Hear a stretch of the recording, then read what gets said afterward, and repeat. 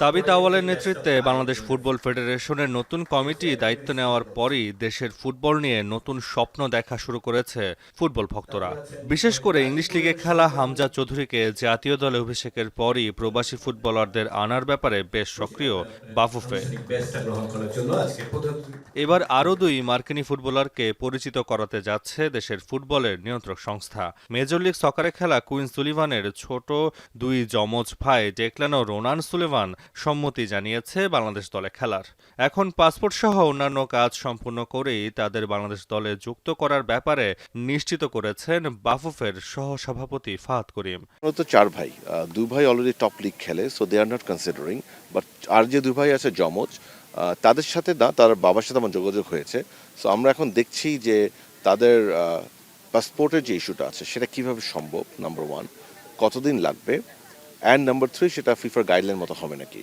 এই দিনটা যখন হবে এটা আমরা এখন দেখছি, দেন আমরা আমাদের প্রপোজ ক্যালেন্ডার নিয়ে তার বাবার সাথে আমি আবার কথা বলবো।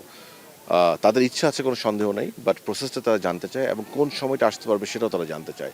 If everything matches, we hope ইনশাল্লাহ তাদেরকে আমরা দেখতে পারবো ইনশাল্লাহ। হামজা চৌধুরী, সমিত সোম কিংবা সুলিভান ব্রাদার্স এর আগে তারিক কাজী, জামাল ভুঁইয়া। বাফুফের প্রবাসী ফুটবলারদের প্রতি আগ্রহের ব্যাপারটি ইতিবাচক হিসেবেই দেখছেন সাবেকরা। তবে ফেডারেশনের কাছে তাদের চাওয়া আগামী 5 বছরে ফুটবল উন্নয়নে পরিকল্পনার স্পষ্ট বার্তা। আমাদের বাংলাদেশ ফুটবলকে ডেভেলপ করার জন্য বা জাতীয় ফুটবল তৈরি করার জন্য যে ম্যানিফেস্টো বা ফোকাস থাকা উচিত, সেই ফোকাসটা আগে বাংলাদেশের মানুষকে জানানো উচিত।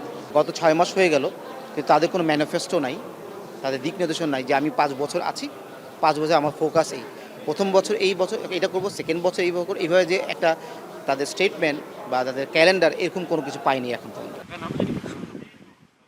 আগামী জুনে ফুটবল ফেডারেশনের আয়োজনে বিশ্বের বিভিন্ন স্থানে ছড়িয়ে থাকা প্রবাসী ফুটবলারদের জন্য বাছাই পর্ব আয়োজন করতে যাচ্ছে বাফুফে। সেখান থেকে যোগ্যতার ভিত্তিতে বয়সভিত্তিক দলে তাদের জায়গা করে দেয়া হবে বলে জানায় দেশের ফুটবলের নিয়ন্ত্রক সংস্থা। তাসওয়া নাফি, এখন, ঢাকা।